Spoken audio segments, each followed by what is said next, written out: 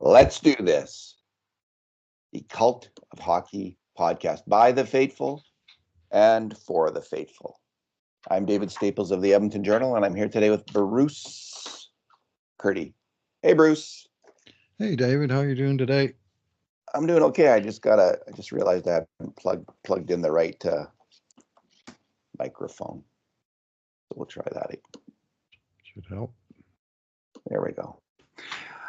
Yeah, it was raining, pouring rain, but it stopped here. So, and of course, winter's coming, Bruce.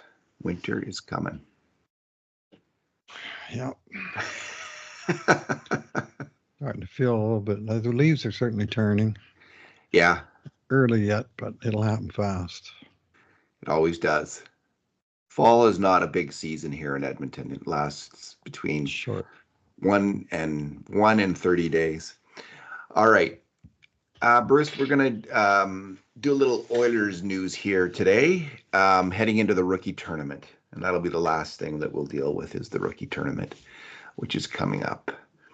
And but first, Bruce, there's some news that you covered. Connor McDavid's former teammate, Travis Dermot, has signed a PTO with the Oilers. It's kind of, I think, possibly linked to another tidbit of news that Tom Gazzola reported. He's on Yeg Sports Talk, Tom, and he reported that both Nurse and Kane are out early on here with injuries. They're on the shelf heading into training camp. And the Kane thing's no surprise to anybody, but the Nurse thing was a surprise, not expected. And I just wonder if there's some synchronicity, is that the right word, between the Dermot signing and the Nurse injury? Could be. What do you think of the Dermot thing? Well, they need defensemen for Monday, September 23rd, when they play split squad games against the Flames, one in Edmonton, one in Calgary. So they'll need 12 D-men patrolling the blue line that night. So they had, with Dermot's addition, that's 15 in camp minus Nurse's 14. So, barely enough. But I would suspect that would be part of the rationale. And part of it is, Dermot's got, he's got some cred. Like, he's got 329 NHL games. He's still just 27 years old. He was pretty good, sort of third pairing, always been third pairing guy. I don't think he's going to step into the top four or anything. He's always been a 16, 17 minute a night guy, but he was in Toronto for years, and he was in Vancouver. Vancouver traded a pick to get him, and he finished one season there, and then the next year he got concussed, and that ruined his 22-23 season, held him just 11 games. And he said he was never right, like he came back and tried to play, but he was never right. And so Vancouver didn't renew him. And last year he wound up playing in Arizona 50 games. So it's not like he's been, out of the league for 2 or 3 years. He was an NHLer last year. And, the Oilers they've done a great job. They traded Michael Kessling to Arizona, but they've since raided the vaunted Coyotes back end for 3 defenders in Troy Stetcher, Joshua Brown, and now Travis Dermott. So Oilers are, pretty deep in Coyote defenders. I'm not sure Coyote plan, but I thought you might say a different word there, Bruce. I tried to keep a straight face. Yeah, pretty deep in Coyote, whatever. Yeah, that kind.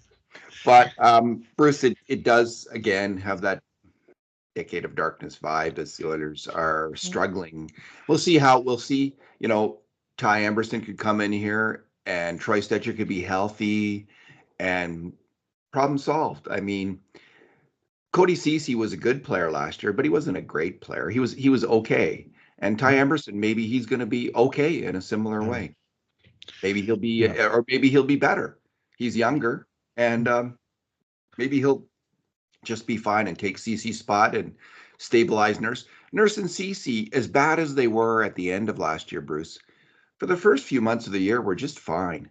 They were getting the job done against tough competition early on. So the Oilers may or may not have a problem. It'll probably become pretty clear by mid-November if Emberson's going to get the job done or not, and if Stetcher's going to play better. So those are the two main guys. Dermot, I mean, man, I feel for players who get those concussion injuries. Yeah. What a terrible sport of the sports injuries to your brain to get hammered like that. Life injury. It's a life tough injury. one. Yeah, that is a really, really tough one. So no surprise to see his game take a step back momentarily. Now players do come back and they figure out ways to avoid that injury. Sidney Crosby being the Exhibit A plus, Poster boy. plus AAA plus poster boy for that kind of thing. So probably takes the fanaticism of a Crosby to really get on top of it and do all the exercises religiously and the latest technology and whatever he's doing to avoid that kind of thing. But Dermot might, and again, this is a player I haven't watched closely, so I don't have a credible view of his skill set. We do see from his time on ice that he has been third pairing, and if you put weight in on ice analytics, which a lot of people do, I'm not in that camp, but a lot of people do. They've crashed since the concussion for Dermot, and so we'll see what kind of player he is. Like again, he's just 27. He has been in. I know there was a lot of excitement in Toronto about him when he first broke in, as there often is with any young player breaking in and making it. The hope that they'll move up. That never really happened for him in Toronto. He never really moved up the lineup, but he might be able to fill in. With Nurse and Kane, go ahead. Yeah, you mentioned about him being McDavid's former teammate, but perhaps the most important connections for him, these are two pretty important connections. He was Jeff Jackson's client, and he was also Chris Knobloch's player in Erie when Knobloch, of course, coached McDavid, but he coached that whole team for several years, including Travis Dermot. I keep wanting to call him Blake Dermot. Travis Dermot for 3 years. So he knows that player well, just as he knows Ty Emberson well. And there seems to be, anytime the Oilers are getting a guy, it seems like someone in the organization, has had something to do with them, right? Like Callie Larson with Matt Savoie. There's threads, and that's part of hockey. Like I think this has long been the case. It's who is part of it in terms of when the organization's going out to get a player. Who knows this guy? Can we trust him? Is he worth the shot? What can you tell us about him? And if you got an inside voice, then that guy's got a whole lot better shot. Yeah, we've had a few real famous examples of that, like Will Acton and Dallas Aikens. So I brought that doesn't leave the room. It's unforgettable that because they had, I think, Anton Lander trying to break in at the same time. Lander, who didn't become a strong NHLer, but wasn't a bad player, was better than Will Acton ever was, honestly. Oh, yeah. So I worry about these, let's call it proximity bias. Mm-hmm. It can be an advantage, obviously, but you also could be rooting for the person in a way that gives them a favor over other players who may be better prospects. You just don't know them. Ty Emberson is going to be the test case for me. Yes, that's the guy that Knobloch knows well, and who really succeeded under him in Hartford Wilpack in the AHL a couple of years ago. And now we'll see if how those two connect and how Emberson contributes here in Edmonton. Another example of proximity bias that blew up in the Oilers' face, and this was significant, was Kyle Turris, because Tippett had coached him for an envelope of games and used him as a checking center. World championships for like 8 games. And but he had a penalty killer, and he's a face-off guy, and he's all these kind of things that he really wasn't. But he was on Team Canada where they didn't have, sort of role players, so he stuffed him into a role and thought, well, he can do all these things well. It had been about 5 or 6 years earlier, and he had years earlier, yeah. And he had just lost his wheels. Kyle Turris was no longer an NHL player, and he looked every bit of the Eric Belanger part in that. The decade of darkness just keeps bubbling up, Bruce. I can't. It still haunts That us. was recent. That It was haunts us recent. so. Kyle Turris. Yeah, it was recent, and I was referring to my Belanger reference, Oh, but right, yeah, yeah, but yeah, that Turris no, was Turris he was a set the decade of standard. darkness, but he was in the he held the Oilers. Like if they had gotten a really good third center at that point, maybe they don't lose to Chicago and Winnipeg in those years, right? Like those playoff years. So I can't remember if Turris was actually there for the Chicago. I don't think he was. I think it was the next year that Turris came in. But anyway, proximity bias I think is real in the NHL. It's Always has been, I mean, oh, for sure. I could cite examples, I'm sure, from everybody knows somebody. Yeah, Yeah. and but it often works out too, right? So maybe it's like maybe Knobloch really does have the inside track on this on Ty Emberson, and has identified a useful NHL player who is he was picked up on waivers. He was waived by a pretty good team, the Rangers, right? Who are totally set at right shot defense. I think they got a few guys like Adam Fox and Right. Jacob Trouba and maybe there's Braden Schaefer. Schneider. Braden Schneider. Is he Yeah, also a he's pretty righty? good. He's a righty, yeah. So you're I, kind I of in watched tough them play there. live last year, and Schneider had a great game against the Oilers. He really caught my eye. Scored a goal, didn't he? From I outside. believe so, yeah. He blew one past from. Yeah, I believe that's correct. From outside. You got something going on outside there, Bruce? I do. I have a wet blue jay that keeps landing on my window feeder, and he's soaking wet, but he keeps coming in for a snack. So, and when he lands, he shakes the whole feeder because he's such a big fella. So he's grabbing my attention. There's a blue jay on your windowsill. Who sang a variation of that song, Bruce? I don't even know the song, David. There's a bluebird on my windowsill. A bluebird, right? Okay. Yeah, and it's by. I don't know why I even know that, but I think it's I think there was a. I'm gonna guess Wilf Carter. Sharon Lois and Bram would be my guess. There's a bluebird on my windowsill, song by Audrey Williams and Hank Williams. Hank Williams, there you go. Hank Williams. All right.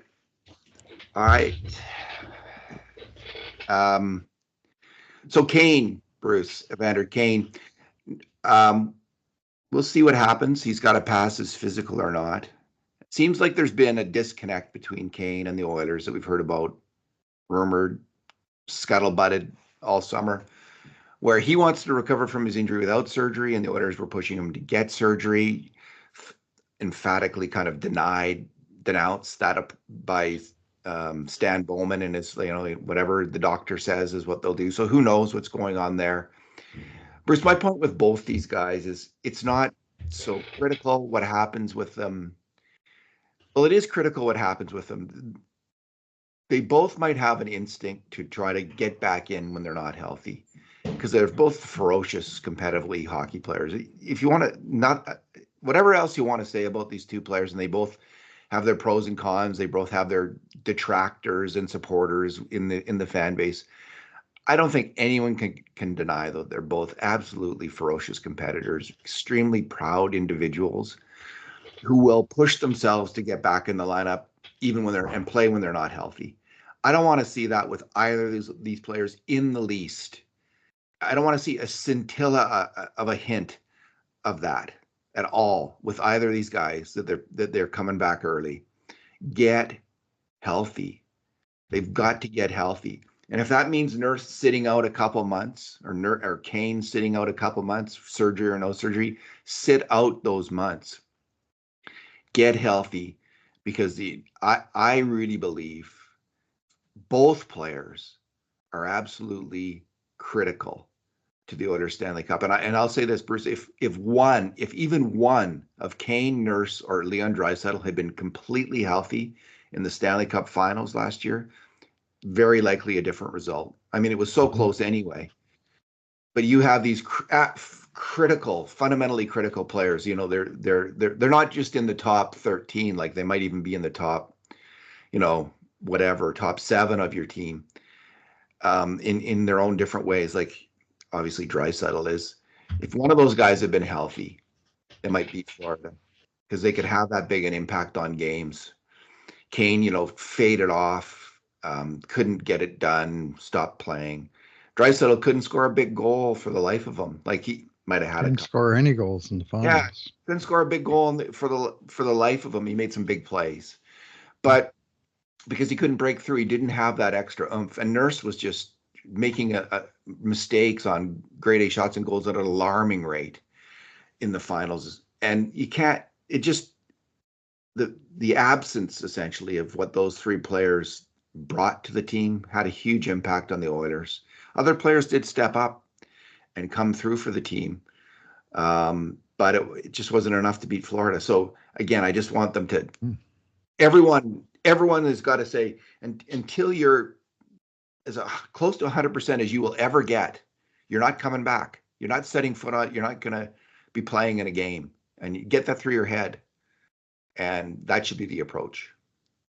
Well, Nurse, I mean, the report is he's coming off some injury that he was nursing in the playoffs.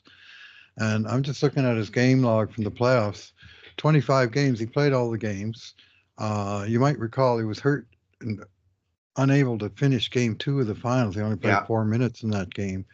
But, all playoffs long, of the 25, he only reached the 20-minute mark 8 times, including the first 4 games in a row against Los Angeles.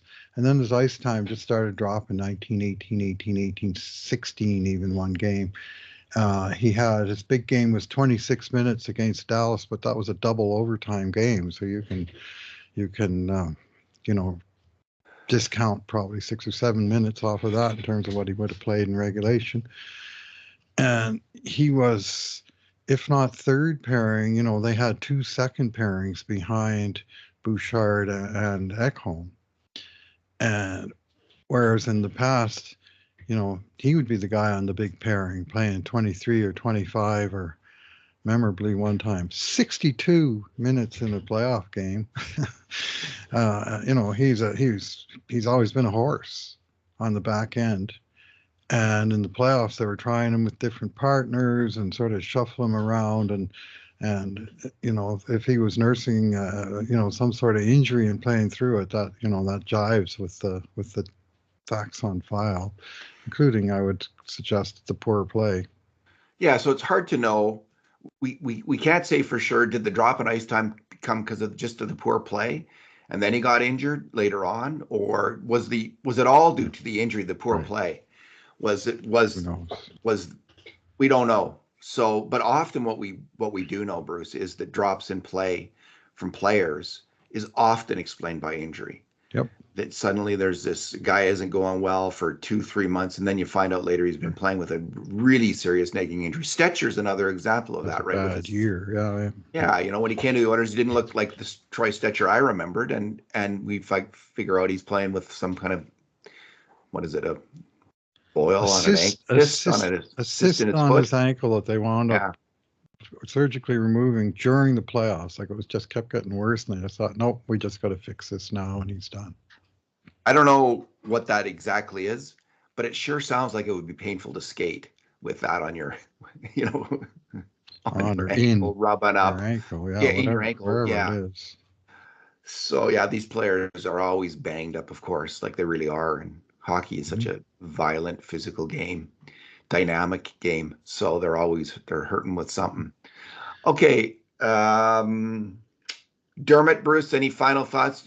So he's on a PTO. So with Nurse out, that means Kulak, who is eminently capable of playing top 4 minutes. He's done it in the playoffs, close to it a number of times, where he's been playing really good hockey in the playoffs. So if Nurse is out for a while, Ekholm and Kulak as your 1-2 defenseman on the left side should work out fine. Ben Gleason looked to me like he can play in the NHL as a third pairing defenseman. There's also Dermot. There's Cam Dineen, who's a smaller player, slightly smaller than Gleason. Veteran minor leaguer. He could play for the Oilers in a third pairing role. He has played in the NHL. So there's lots of guys, I think, who can play third pairing there behind Kulak and Ekholm. They're not really hurting. They might have tried, if Emerson didn't work out, they could have theoretically tried Kulak on the right side or Ekholm on the right side, if Nurse is healthy, but that would have to wait. So next up, Bruce, Play Alberta controversy. The internet often erupts social media in outrage. This is a daily thing. So this would be another example of it, though. So the Oilers have had sponsorship on their helmets. They've had Play Alberta last year on their helmets, I'm pretty sure. And before that, I think they've had something on their helmets since 2021. That's when the NHL introduced that to the COVID revenues were way down because you couldn't get fans in the stands the one year and lingered on into the next year. And they were looking to make money, so they put corporate logos on their helmets. And I don't even remember a peep, really. Oh, there was. Oh, was there? Okay. I just didn't notice it as much.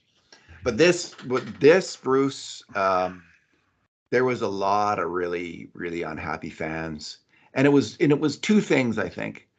There is something, some people see a certain kind of sacredness around the team sweater. And that was exemplified by Mark Messier, a big story about Mark Messier. Some player who was new to the team threw the sweater on the floor, and Messier apparently ripped him a new one. Like, you don't treat the sweater like that. You hang it up. I still call them sweaters. Yep, People call them jerseys because we've all been Americanized. American term. Yeah, so we're kind of old school Canadians here, and we go with sweater, the hockey sweater, famous story by Rock Carrier. So there's a mythology about the sweater, the hockey sweater in Canada. And so one thing that people didn't like was just the notion of any advertising at all. But there was another aspect to this where many people were also deeply uncomfortable with the advertisement being for a gambling company, and which really added to the outrage, I'm going to suggest. So, of course, Play Alberta and other gambling companies, it seems like the air we breathe now in sports. We're inundated with these ads. They talk about it. Elliot Friedman now gives the odds during the games. They were doing that. They were, place part of the intermission. Yeah, it's everywhere, and I don't bet myself. I just hate losing money that way. So I'm not really caught up in it. I get the gambling part. I get that there's like serious damage in people's lives because of gambling. And Bruce, it seems to me, and I wrote a column that said, it seems to me like the modern world where there's just everything now is available to people in a way that it was more limited in the past. Marijuana, for instance, legalized, alcohols, you can buy it at the corner store, you can buy it late at night. Used to be restrictions on that kind of thing. Right. There's just coming soon to a grocery store near you, right? Gambling is everywhere, all forms of gambling. So it seems like society's now rigged to favor people. If you have really good impulse control about avoiding. That's a bad word to use in the gambling context, Dave. Yeah, if you have, yeah, that is true, Bruce. If you're someone who doesn't addict easily to things that can cause a lot of distress in some people's lives, it seems like you'll do okay in the world. But if you're someone who's easily drawn into that kind of thing, more than ever before, it's just everywhere, and you're gonna really struggle in the world. And I don't know what to say about that. Like, it's just it's the way this is a free society, and we're just kind of throwing people to the wolves, so to speak. And I know that we limit advertising on some things, like there's limits on liquor advertising, I believe. There's limits in Canada on pharmaceutical advertising. You can't have that at all, where it's ubiquitous in the United States of America, and I think has a big impact on their society in a negative way. So you could limit this gambling advertising, but I don't know if that would do anything, because it's just online, it's everywhere.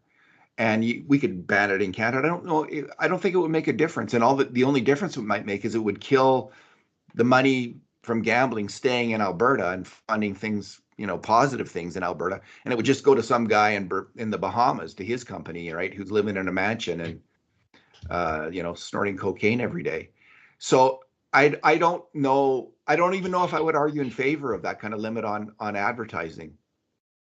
So it's a what's your take? What are you thinking about it? Well, old man yells at clouds. I mean, it's. I'm one of these ones who like the whiteboards. I mean, it's a long time ago. The only Yeah. mark on the boards was where the puck hit it. And the ice was clean and pristine, wedding gown white.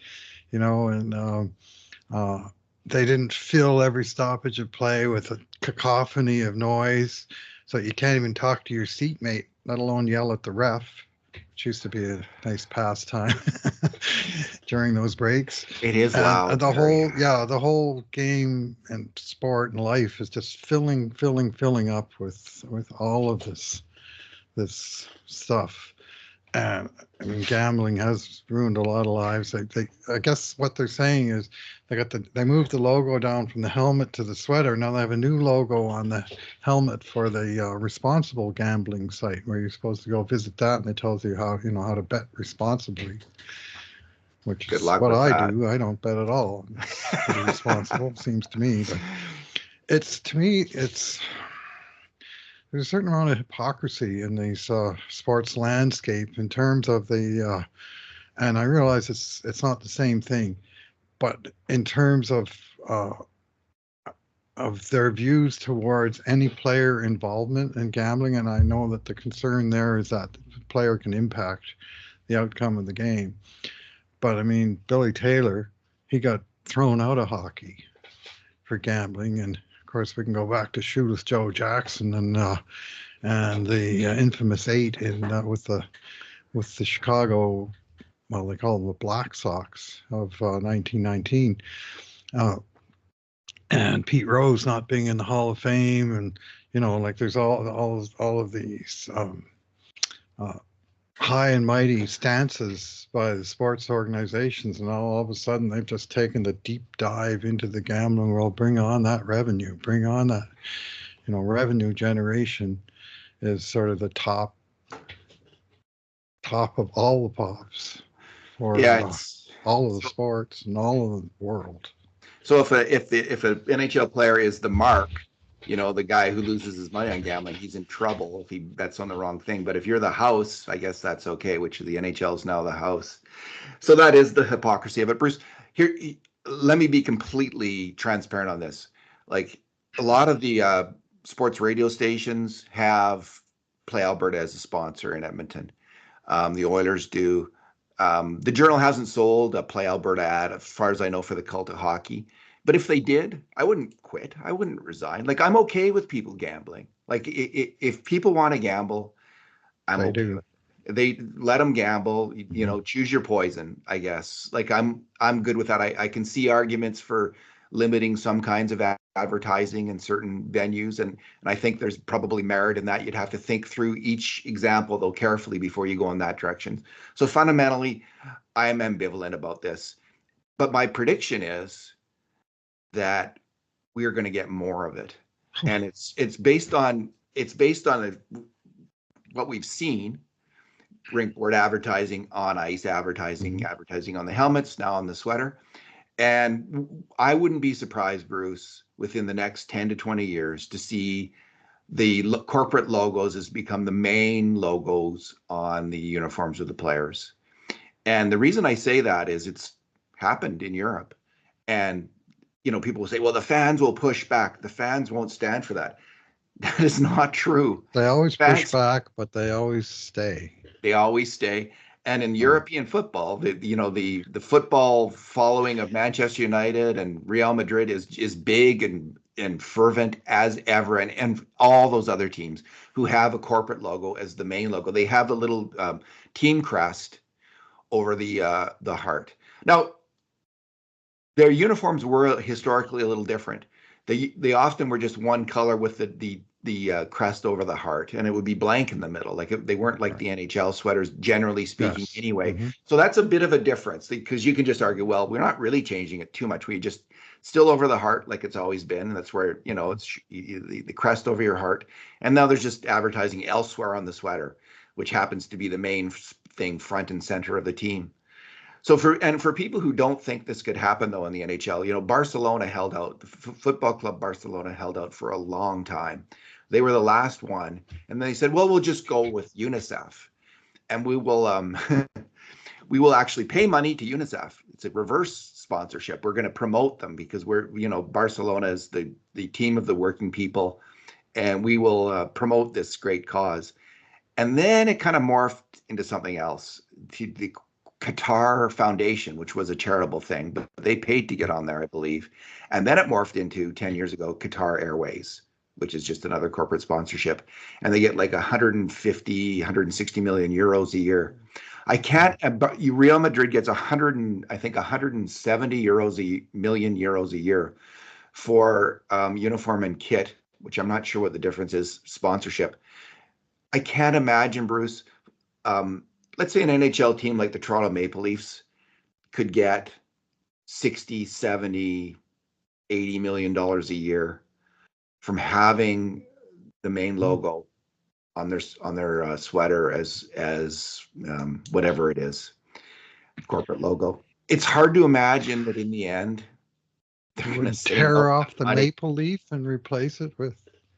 The Maple Leaf will be over the heart, Bruce, just where it belongs for us fans.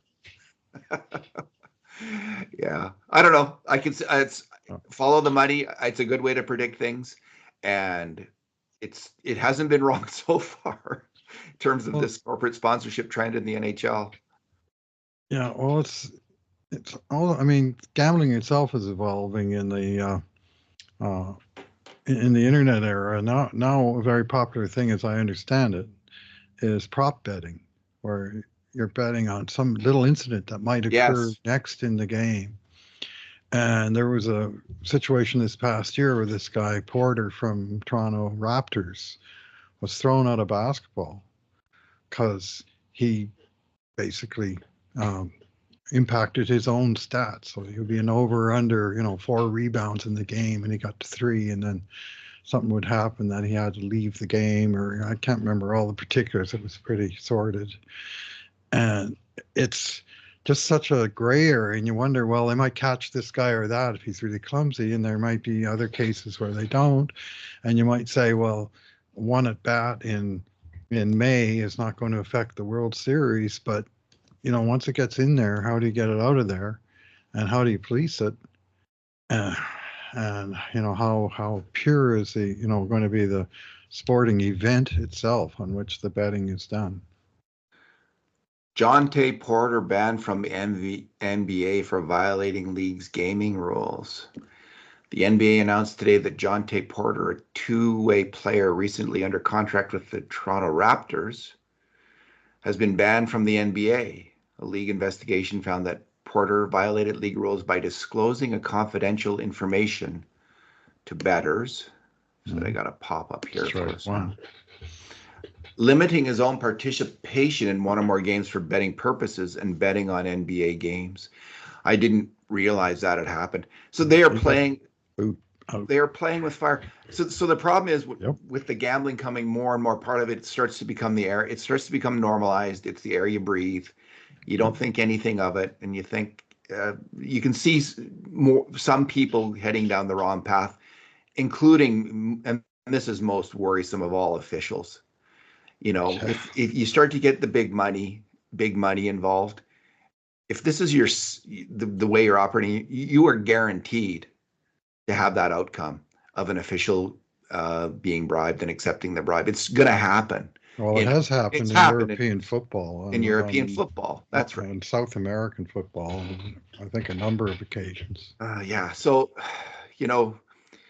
I guess sometimes the prohibitions around certain activities have been put up for a reason because it can lead to major problems. So we'll see how this mass experiment in legalized vice will work out for our society, Bruce. It'll be an uh, interesting time.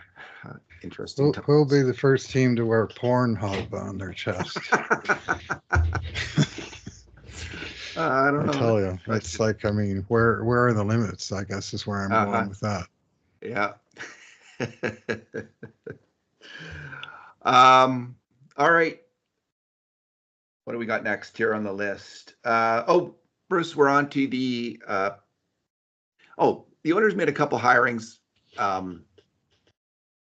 to their development system. They hired a guy, three guys in Finland, one guy in Finland. The one that struck out for me, we don't have to get into their names because the names are not that meaningful, but if you want to, you can. But they hired a mental skills coach, I think, for their prospects. And I found that really interesting in a really positive way. We saw George Mumford, I believe his name is, come in last year. And they kept him. They've kept him. I think psychology is critical for everyone's life to have the right psychology, the right mindset. And it's the difference between success and failure for many, many people. So the fact that they're investing in this, putting weight in this, putting their resources in this, I just think it's a fantastic thing for the Oilers organization. I know that people like Glenn Sather and Pocklington really focused on psychology. They were masters of Sather was master of psychology. Pocklington had all kinds of interesting psychological methods. Like, I think he used to look in a mirror and tell himself how fantastic he was, that kind of thing. But Mumford had great success with Kobe Bryant and other players. So, and it looks like it might have helped the Oilers last year become a much more resilient bunch, and especially in Edmonton, where the psychological pressures are immense. It's good to have, if you have the right kind of advice for the players, that could make a difference. Yeah. Yeah, I'm interested in the positions that they hired these guys too. And one name I will mention, Tobias Salmelainen, brother of former Oiler Tony Salmelainen, whose biggest contribution to the Oilers was getting traded for the Czech defenseman that helped him in the playoffs there. Jaroslav Spacek. Spacek, yeah, thank you. Anyway, his job. That wasn't a 1-for-1 trade, though, was it? Like, they didn't trade Salmelainen for Spacek. And yeah, they did, and it was him and a conditional pick, which I don't think they actually cashed. But they got 6 months of Spacek out of Salmelainen. Anyways, his job is player acquisition and development (brackets Europe), and Europe is an area where the Oilers, I don't think, have done all that well in recent years. I know player acquisition, big. Player development in Europe, big. And he joins the Oilers, he's 39, he joins the Oilers after most recently serving as general manager of HIFK in Finland, one of the real big teams in Finland, for the last 7 years.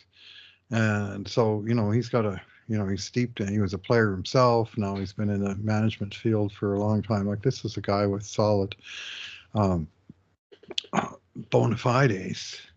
And they just seem to keep adding and creating these layers of, this guy has this specific assignment. And I know all too often in recent years, the Oilers draft a guy out of Europe and you never heard of him for starters. And then you never hear of him again, other than he's number 31 on our prospects list for 3 or 4 summers. Well, he apparently does little to improve. And it's kind of been a weakness in the org, I think, European scouting in general, and this idea of developing players, even when they're not on the club's own list. I don't know what kind of influence that guy can have exactly with European draft picks who are still in Europe. But maybe not a bad idea to at least have sort of regular contact with these guys, and someone who's on the same continent as they are. I know they had people assigned to that, like to talk to them, a few times a year. But if they're getting, like, this was a hallmark of Jeff Jackson as an agent to work with his players, not just like find them. This is Jackson's work opportunities all over this. Yeah, but he would actually let's get serious about your development as an athlete, and young people need old mentors.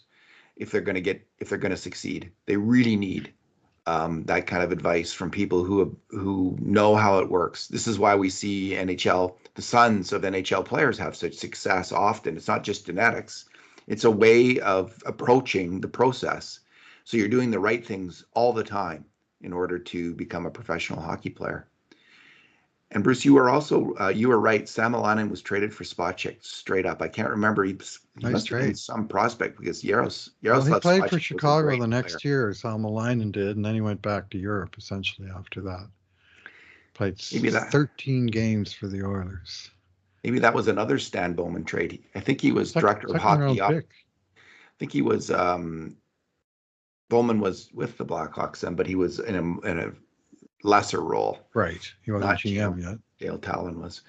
Um, yeah, and yeah, this has been a commitment from the Oilers to get to work on this. Looks like they're doing it. So Yeah. Well, Mumford is just one example, and Callie Larson is another of guys like good people brought into roles that didn't exist before, and it's some of the I'd say innovative management of Jeff Jackson, which I personally find very promising. That proof will be in the pudding in the longer run, but I like that he's addressing some of these potentially holes in the organization with in the ways that we're seeing so far. So you said Kelly Larson had some kind of link to Matt Savoie, Bruce. I thought it was just that he was an executive, or he was in that league when Savoie was in the He league. was the GM of Dubuque Fighting Saints, for whom Matt Savoie played. Oh, he played in on the COVID year. Yeah, he was right on Larson's team. He jumped from the Dub because the Dub had shut down operations because of COVID for most of that year. And while a lot of the WHL players, like Max Wanner, for instance, were just sort of twiddling their thumbs waiting for hockey to pick up, Matt Savoie was finding a place to play stateside, just over the border, but he wound up playing more or less a full season when a lot of other guys weren't playing. And what Larson's involvement is, I have no idea. But he was the GM, and he brought in this hot shot kid who had been the first overall pick in the WHL. Like, this wasn't just some other player. This was a hot shot 16-year-old, and he had a pretty good, not great year in Dubuque, but he was still really young at that point. And presumably Larson had something to do with that, and presumably Larson may have been consulted before the Oilers made the trade to get Matt Savoie, because he was on Edmonton's payroll by that point. So, of course, Savoie was brought in on a trade which people really loved at the time. Ryan McLeod and Ty Tullio, I believe, heading to Buffalo. Yep. And Savoie coming back here. Yep. So I read your piece, Bruce, and the one quote, I think it was by Scott Wheeler or Pronman, the two talent evaluators for The Athletic, but one of them was, maybe it was Pronman. So people have always been really impressed with Savoie's high level of skill, playmaking ability, his offensive attacking ability. But there's some questions, feistiness. There's some questions about his size, as there always is with smaller players, and whether he just has, I guess you need like just the super high level of skill and kind of hockey IQ to make it in the NHL as a top six winger. And I guess we'll find out pretty quick. I mean, things have opened up for Savoie with Holloway leaving. He's now somewhat more in the running for a job. It's a bit more of a possibility. If Kane's injured, Holloway gone, suddenly, Corey Perry, he's not an everyday player anymore, that's for sure. So, is Derek Ryan an everyday player? So players like Podkolzin and Savoie and Noah Philp, there could be, one or two of those guys could easily make the team out of training camp. One of them will make the team. Maybe we'll even see two. and Savoie could be one of them. Savoie, I don't think we'd see. Podkolzin and Philp could be on the fourth line. If Savoie were to make it, he'd have to be on, I think, at least on the third line, though. And but it's a possibility. So he ended up number one on our prospect list with Sam O'Reilly as number two. What do you make of Savoie's chances this year, Bruce, and where he's at in his game? Well, this year I'd be surprised. I'd be shocked to see him making the team. Shocked to see him make the team out of camp, unless there's like a number of injuries.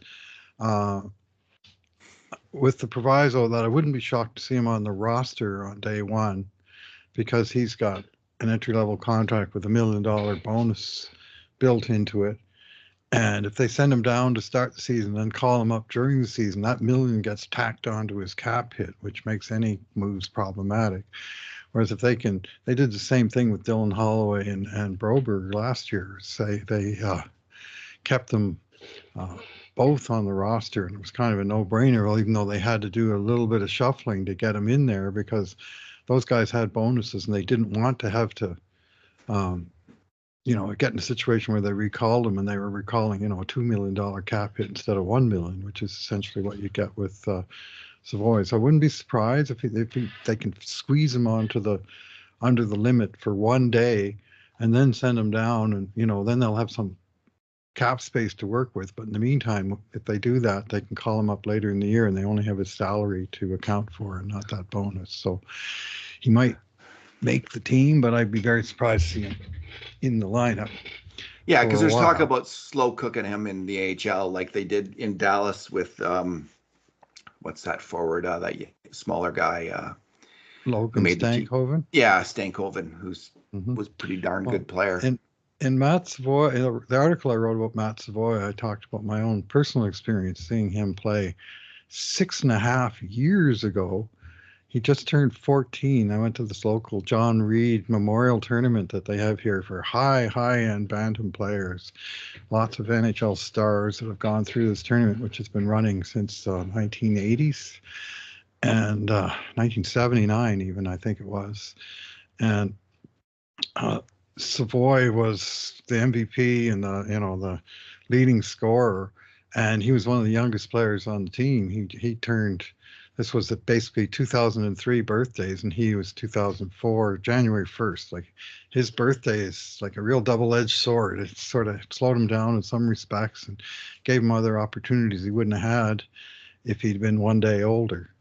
For instance, if he was a day older, he wouldn't have played on Team Canada in the World Junior last year, where he did get that chance. Anyway, he won the scoring title in that tournament, and his line mate Dylan Gunther was number 2. That's a pretty good player. Logan Stankoven was also in the top 10 scoring in that tournament. Like, there's some big time players, largely Western Canada, but they do invite teams from all over. And he just grabbed him. He was a little guy at that time. Well, he's still a little guy, but he's pipsqueak. What's he doing out there? And all he was doing out there was setting up goals and scoring them himself and getting involved in the play. And you could just sort of see the high level hockey brain in this little kid. And he backed away from nothing. And so that grabbed my eye, even at that early age. And so I followed his career with interest. I've never seen him play live again, but seen him on TV a few times and followed his career with interest. And he has a nice pedigree. And I'm wondering if the comment from Pronman that you might be referring to is the one where he said that he may have fallen a little bit in the in the rankings where he said he said, I see a potential middle six wing, but his stock is down in the league since being picked in the top 10. He said, the concern on Savoie is his size, and there's a minor question of whether he's actually dynamic offensively for that frame at higher levels, which is a fair comment, right? Like, often it turns out players aren't. So we'll see with him. Like, he's got he's always had something to prove, but he's got something to prove again. right His now. hometown this time. What happened in Buffalo, and I think this may well have kind of sealed his fate there, was the very next year, the first round pick, they picked another tiny forward in Zach Benson. Yeah, And Zach Benson at age 18 made the NHL, made the jump straight to ahead the of him. NHL. And Savoie, who got hurt in rookie camp, like this time Oh, last year, so he missed the start of the season, and he really missed his chance to. And he just, he basically lost the battle, such as it never was, with Zach Benson. And it may just be Buffalo saying, well, how many tiny top six forwards do we have room for? Probably one. This Ryan McLeod guy looks pretty interesting to us at a reasonable price. Maybe we should cash the kid. And they were trading from strength for weakness. And the Oilers, in a sense, were doing the same thing. They were trying to replenish their prospect pool. And he's now, as Rick Bracey said, they needed a top, high-end, grade A prospect in their system, and that was what the trade was for. So it sounds like they're envisioning him being in the system at least for a little while before they push him up into in the NHL. There's no rush. yeah, there is a plan for each player like that they have in mind, and the player can change that with his play. Like for instance, Yeah. Chris Knobloch was on Oilers now and he let it drop that he sees Podkolzin, for instance, killing penalties maybe. So that's the kind of like small tell from the coach that Podkolzin's probably going to be playing here in Edmonton, and I think he's in there. even though he played a half the year, I think in the AHL last year, but he's going to make it here in he's going to get a good look at least for 10, 15 games, and we'll see what happens after that. The So story was Vancouver.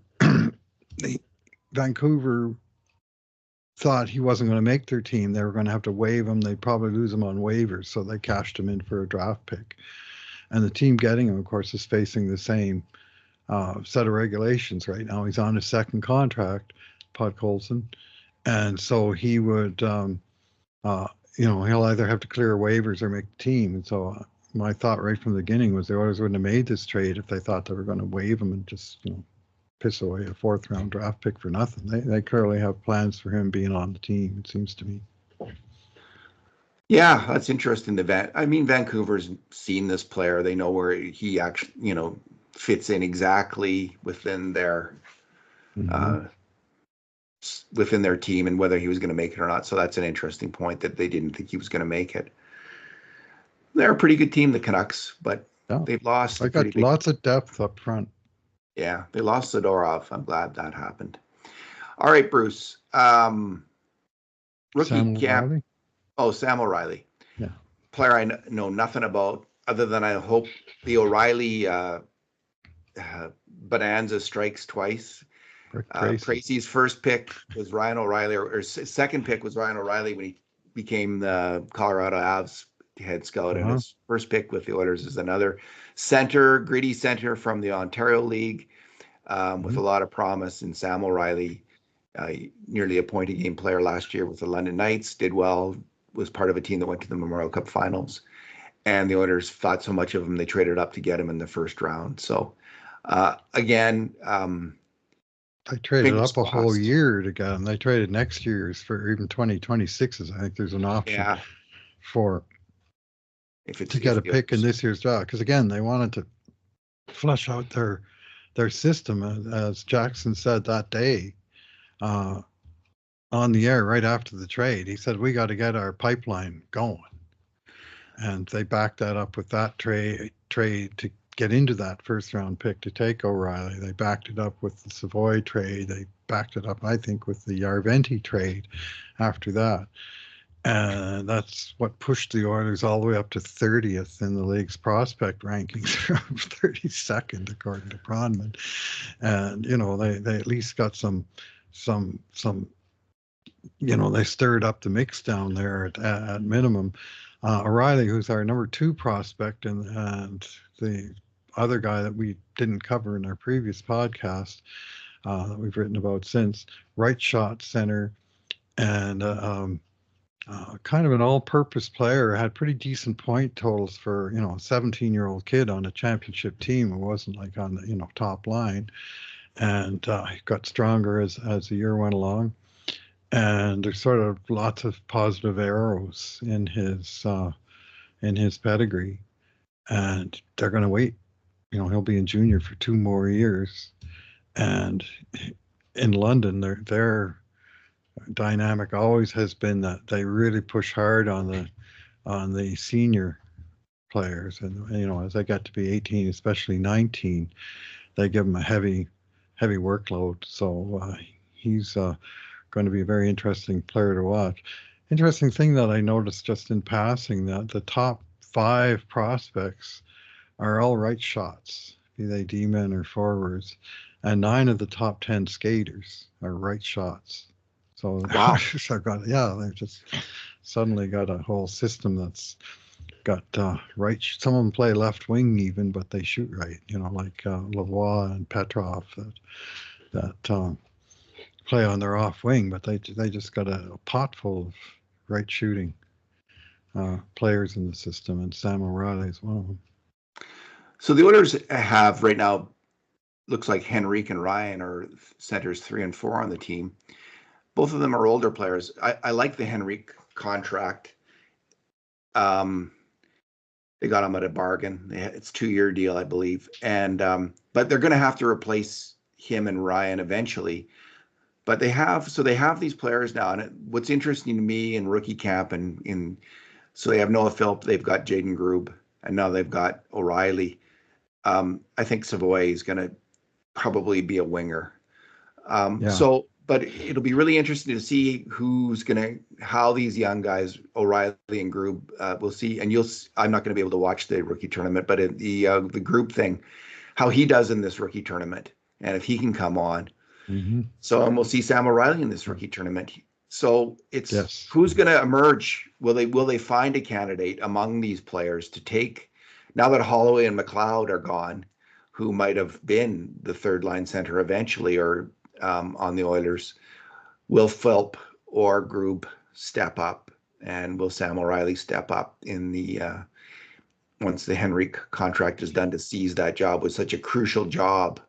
Mm-hmm. I mean, that Henrique is one of the players who did step up in the Stanley Cup final when the other guys were injured. He came back from injury and really played his best hockey of the playoffs then. So I think he's good for at least another year.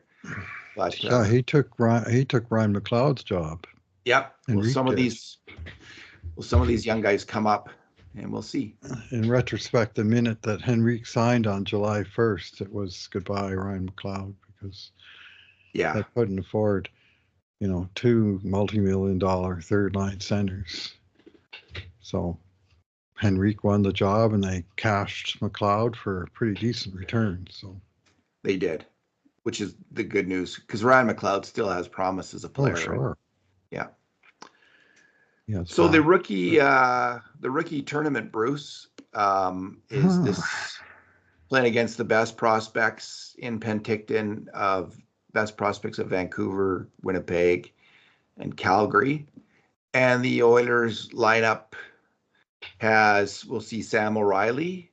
I don't know, are these games online, or do we know? Yes. Yeah. Okay, Oilers.com is where. Do you have to have Oilers Plus to get that? Okay. Nope. Just Oilers.nhl.com.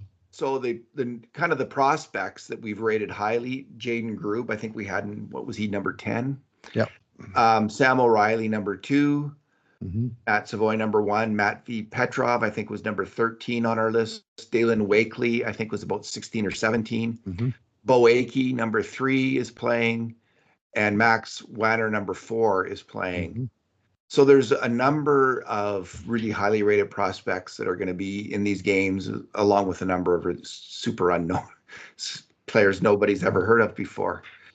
They have 8 defensemen in camp, and 6 of them are camp invites, meaning they're old enough to have been drafted and didn't get drafted. So, they don't exactly come in with huge pedigree, to say the least. And they got Bo Akey, 19 years old, coming off a shoulder surgery, and Max Wanner, who may well be the captain of this team. Certainly the one that's got by far sort of the most pedigree among them. There's some interesting names. This guy, Frankie Morelli, Bruce Kurlock, who's an expert on prospects and young players over at Oilers Nation, was talking up Frankie Morelli as being a player to watch. And I'm kind of keen to see Connor Unger, goalie, who was signed by the Oilers as a free agent this past spring out of Brock University. Same program that produced Logan Thompson as the latest unlikely Canadian university player to actually, make it big. And Unger's got a near identical pedigree to Thompson, other than he's sort of 5 years younger. So we don't know what happens next, but he'll be an interesting player to watch. And whoever's playing goal behind that defense is probably going to have work to do. So sometimes players earn a contract in this camp. We saw it last year, I guess, with Brady Stonehouse. Yeah. And I wrote about it. An old case, Braden Christopher in 2015, who came out of nowhere. He had an AHL contract going in, but he earned an ELC. He scored a goal a game in the tournament, and he was playing with Leon Draisaitl by the time they played the U of A Golden Bears, and he earned a contract in ELC, and then completely fell off the map as a prospect right after that. He just didn't have it even as an AHL player. We'll see. So, but there's a chance someone will earn a contract. He was great in that camp. Like, that may have been the best hockey of his entire career that he played in that camp. But he was 21. He was a 21. He played a year of junior, overage junior, and he was a little bit older. And yeah, he just came and took that camp by storm. He was flying out there, hitting people, looking like a energy player who could help the Oilers, but he just didn't even come close in the end. He's playing, I think he's playing for Bolzano in the Italian league this year. So, but that was fun while it lasted. It was, people were super excited by, I didn't see the rookie tournament last year. Do you remember how Stonehouse looked? Oh, he was real good. He was, He was real good. Him and a guy named Sloan really stood out, and I thought they might even offer both of them contracts, because the Oilers are so shy on drafted prospects because they kept trading away, most of their draft picks, that, you need to stock that pipeline. And so signing a guy out of camp, there's a little bit of sort of internal politics at play, in the sense that, you have a few of your own draft picks in there. You don't have to do anything with them, but some outsider comes in, you actually give him a ELC if you want to keep his rights. And so that could maybe ruffle some feathers. On the other hand, other than a spot on the 50-man list, it's like adding a free player if the guy is legitimately decent as a prospect. So we'll see how Frankie Morelli and company. There's 9 invites in this camp. It's 25-man roster, and 16 of them have either NHL contracts, class contracts, AHL contracts, or they are draft picks of the Oilers. So Jake Sloan last year was the guy, 6'4", 215 pounds, and he went back to Tri-City. I liked him a lot. Big center, 70 points in 68 games. But he's not at the Oilers development. He might be elsewhere. I couldn't recall, Bruce. I mean, and this whole thing of rookie tournaments and development camps is a relatively newer thing too. I don't like, it's not something we had in the old days, but I couldn't recall an Oiler, like as someone who's gone into this camp as an unknown, earned a contract and then made the NHL out of it. But there might be some in the NHL who have done this. Bracken Jones, the goalie. Yeah. He did, eh? He was an 18-year-old that hadn't been drafted, and San Jose just flat out signed him, sent him back to junior for 2 more years, and then he became a significant goaltender in the NHL. Oh yeah, he has been one name that comes to mind right away. There you go. So there's an example. So maybe we'll see the next Martin Jones story. Any other thoughts, Bruce? Anything you'd like to add? Are we on the rookie tournament? Or just overall? Yeah. No, I think we kind of covered the waterfront, didn't we? I think so. Or hockey season's here. I guess they're taking physicals. I think the Penticton players are today, and the NHL camp is tomorrow. Like, they're starting, even as the rookie tournament is getting underway tomorrow night in Penticton, 8:30 Mountain Time. Oilers against Canucks. It's a traditional, identical schedule every year in that tournament. Edmonton plays Vancouver on Friday night, Calgary on Saturday night, Winnipeg on Monday afternoon. And they're always the visitors, and they always wear their whites, which is fine by me because I can read the numbers. Anyway, it's become a tradition, this tournament, and I always look forward to it, even if I'm not a huge fan of online streaming of hockey. But Martin Jones, 3 years he played more than 60 games for the San Jose Sharks, 3 years in a row. Man, they wore that guy out. yeah, And yet for 3 of those years, he had a really good save percentage, and then he crashed, and he's never really recovered at all. he was the goalie of record when the Oilers beat the Sharks in 7 games in 6 games in 2017. Yeah, and after that, he's never been the same. He He's was the hardly one had a that save. He's Oscar only Klefbom bombed that 100-mile-an-hour slap shot past and to tie Game 5. wow. Saw that replay the other day. It reminded me of Martin Jones Well, beaten in the San Jose net. he took the San Jose Sharks to the Stanley Cup final in 2016. Yep. He was their goalie of record. Yep. Alrighty, Bruce. Well, thanks for talking today. All right. Thanks for listening, everyone. And in the meantime, and in between times, this has been another edition of the Cult of Hockey podcast.